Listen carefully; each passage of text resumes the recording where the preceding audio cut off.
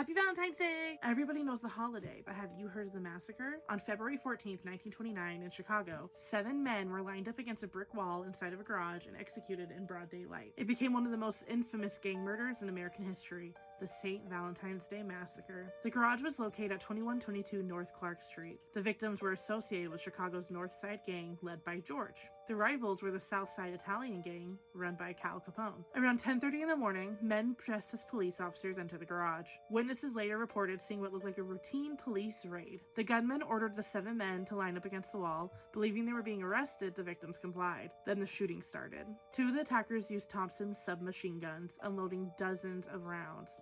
The scene was catastrophic. Ballistics later showed over 70 rounds were fired and 6 men died almost instantly. One, Frank Gusenberg, survived for a short time and was asked who shot him.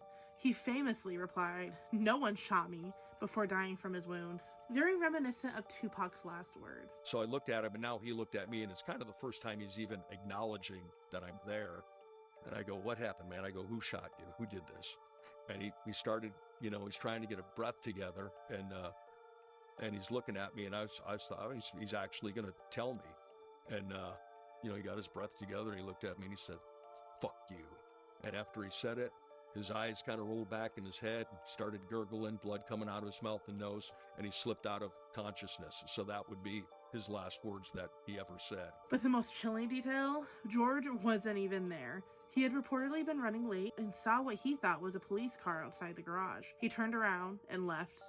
The massacre wiped out much of his leadership circle, but missed its intended target. Although Al Capone was widely believed to have orchestrated it, he was conveniently in Florida at the time. No one was ever convicted for the murders. The massacre intensified public outrage over Prohibition-era gang violence and contributed to Capone becoming public enemy number 1, eventually leading to federal efforts that imprisoned him for tax evasion instead. The brick wall where the men were executed became a grim landmark. Years later, parts of it were removed and sold as macabre souvenirs. The St. Valentine's Day Massacre wasn't just a gang hit, it marked a turning point.